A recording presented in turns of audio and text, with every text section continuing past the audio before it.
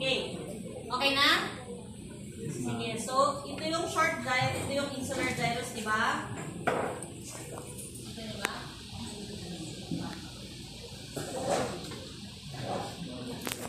So, itong mga nauuna, sila yung mga short gyri. Yung malapit dito sa line insula to, di ba? Ito yung mga short. Yung mga long, sila yung mas masalot. So, may better specimen, di ko mga. Pero pag practical, i-dissect ko siya ng maayos. Ito, nakita niyo ba? Yan. Masyado nang zoom yan. So, shorter yung mga mas malapit dito, tapos longer yung mga mas masalot. Okay, so medial na tayo. So, alam na dapat natin kung nasa labas. So, nandito na tayo sa labas, sa the outer segment. So, laterality, anong side ng ulo ko? Right. Siyempre, mahirap pag nandun sa screen. So, ito ay left. Okay. So, itong malaking-malaking to, ito ang Corpus callosum. AEC, corpus callosum. Sabi natin ito ang Marginal sulcus. sulcus. Sa harapan niya yung Central sulcus. Itong guy na to, ito ang Paracentral lobule. So, ibang specimen, ito ang malaki siya usually. So, paracentral lobule, yung malaking ano yan. So, nasa likod, pinakalikod niya yung marginal, nasa right in front of it, paracentral lobule yan. Okay? O, paracentral lobule dito, malaki siya sa patient na to, o paracentral lobule. So, dun sa Thursday class, tinanong nila ako bakit di daw pare-pareho yung itsura. Siyempre, hindi pare-pareho yung utak ng tao, di ba? May ibang tao, mas malaki yung supramarginal gyrus nila. Yung iba, nakahiga yung interparietal sulcus. So, hindi nyo siya i-expect na laging pareho. Di ba? Yung mas matalino sa atin. May mas magaling mag-arts. Ganun, yun yung dahilan. Okay? So, iba yung anatomy nila. Okay? So, ito yung ano ulit to? Corpus callosum. Ito yung cingulate. Gyrus. Ito yung cingulate. Sulcus. So, yung corpus callosum, may parts din siya. Diba? So, anong pangalan dito sa, obviously, ito yung body. Pinakamadali. So, ano itong nasa front? Head. Okay, ano pa? So, ito ay rostrum. So, rostrum of the corpus callosum, ito ay splenium ng corpus callosum. Yung nasa likod. Okay? So, ito yung thalamus. Itong ball na to. Itong ball-like structure na to. Ito yung thalamus. So, ito yung itsura ng lateral ventricle. Diba? Sabi sa inyo yung lateral ventricle, may membrane siya in the middle of yung dalawang lateral ventricle. Kasi diba may kanan, tapos may kaliwa. Ngayon, may lateral ventricle sa isang side, may lateral ventricle sa opposite side. In between them is this membrane. Can you see it? So when you open the membrane, obviously, yung makikita nyo yung loob ng lateral ventricle. Okay, itong circle thing here, ito yung thalamus on one side. Siyempre, sila thalamus. Okay, so may commissural, ito yung thalamus. So, nakita nyo yung parang dot na to? So, may commissural fiber din ang thalamus. So, yung dalawang thalami, nag-uusap din sila. So, you call this the interthalamic adhesion. So, parang corpus callosum siya ng thalamus. Okay, siya to. Siya rin, yung dito, ang pangalan niya na, interthalamic adhesion. Siya, ito. Parang naputol kasi siya dito. So, dito siya pinakamagaling.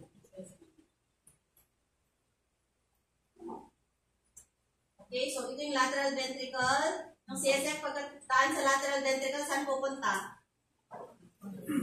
Foramen of Monro. Kaya ko sinasabi na dalawang foramen of Monro.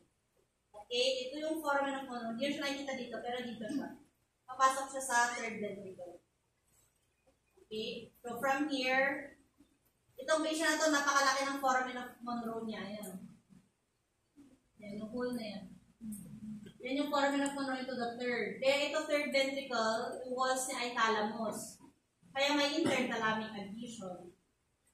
So yan yung foramen of Monro. Okay?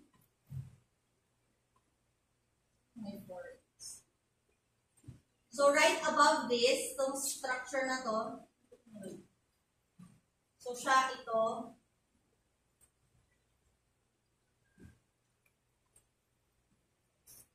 siya yung parang base ng lateral ventricle. Ito yung fornix. Alam ba yung movie na 51st Dates? Yes. So, fornicial injury yung localization ng injury.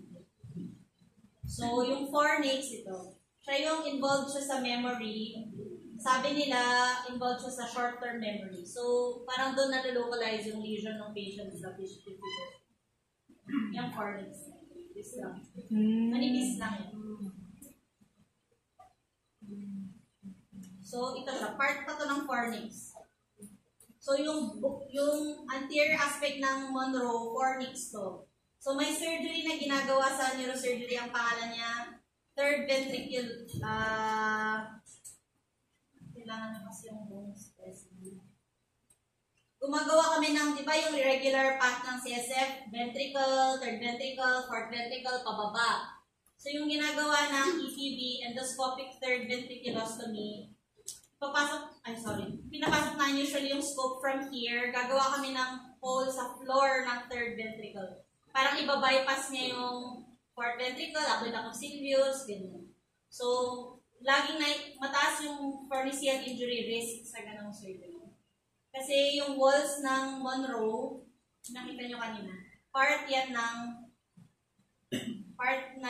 yan ng fornix. So yung fornix, it extends from yung Monro, palikod hanggang dito. Nasa roof na siya ng third ventricle, pero nasa floor siya ng lateral ventricle. Okay?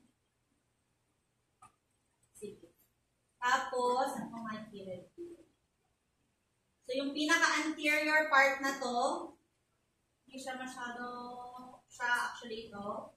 Ano to? So, ito yung anterior commissure. Part yan ng anterior commissure. So, kung may anterior, syempre may posterior commissure, pero di siya nakikita sa mga specimen.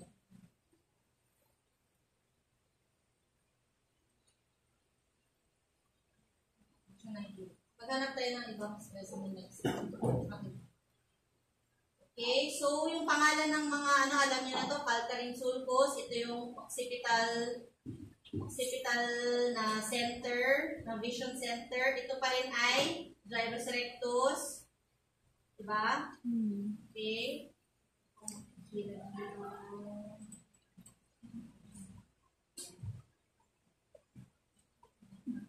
Basically, yun lang pala ang lahat.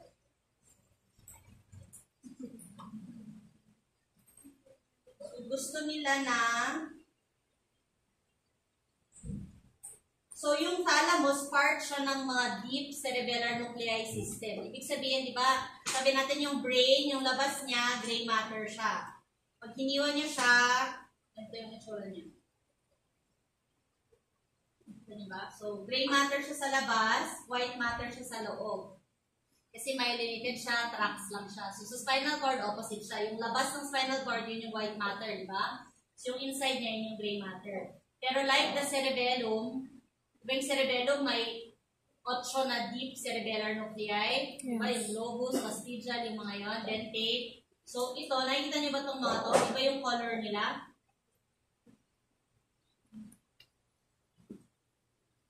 Nakikita niyo? So, yan yung mga deep nuclei ng cerebrum. Ang collective term nila, basal ganglia. Okay? So, ito, guys, frontal operculum to. Siya to. Kasi naka-cross-section, hiniwan natin siya na pag ganito. So, part ito ng frontal operculum. Ibig sabihin, ito ay insular lobe to. Ito yung tinatakpan ng operculum, yung cortina, di ba? Ito ay insular lobe. Yun yung mga short gyri, long gyri. Ito ay temporal operculum to. Okay? So, ito ay white matter, gray matter. So, di ko kasi sure kung papayagan nila tayong mag-extend sa next semester or not.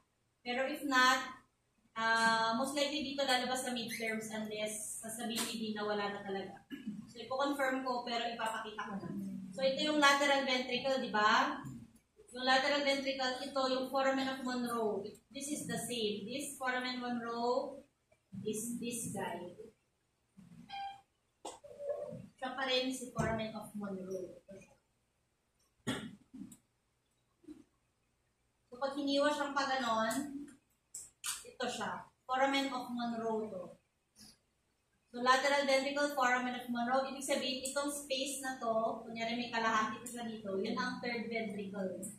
So, ibig sabihin ito ay Thalamus. Ito ay lateral ventricle pa rin to.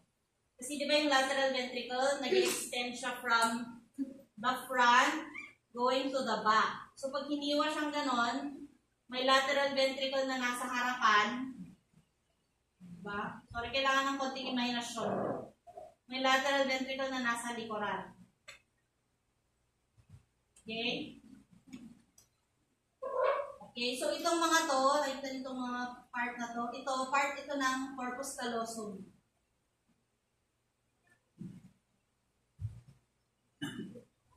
Okay?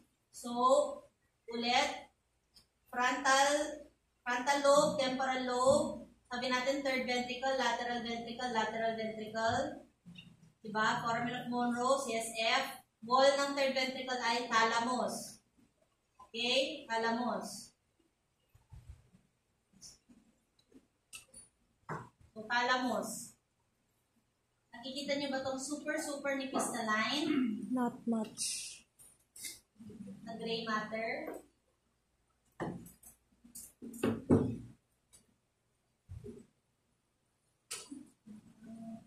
Ito-drawing ko na lang mamaya. Basta yan si extreme capsule. Kasi nasa extreme siya, diba? Ito si extreme capsule.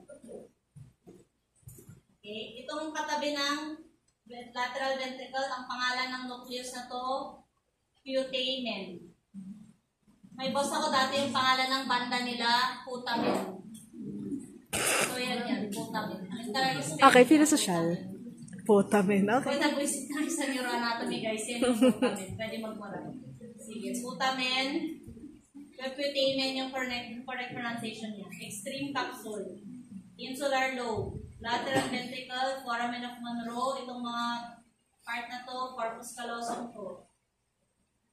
Thalamus. Okay? Nakikita niyo ba itong white matter tract na to? Parang boomerang shape siya. So, may gray matter, di ba? Just thalamus. Okay? Itong thing na to, yan ay internal capsule. Sorry, nagkamali ako guys. Ito ang claustrum pala. Yung katabi niya, yun yung extreme capsule. So, white matter tract yung mga capsule. So, extreme capsule, claustrum, external capsule, internal capsule. So, lahat ng capsule, white matter tract. So, claustrum tong pinakalabas katabi ng white matter gray matter ng insula, di ba? Gray matter ng insula. Ito ay extreme capsule, yung gray matter na parang ganon. Claustrum yung mana niya. Itong white matter ulit in between, yan ang extreme capsule, ay ang external capsule, sorry.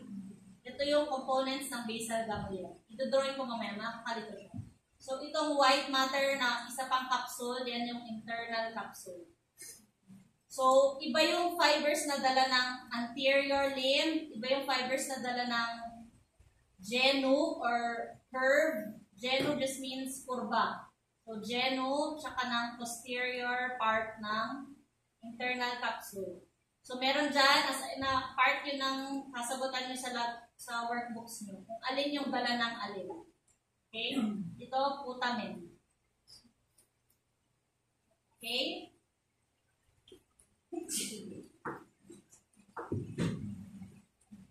Hinga muna tayo.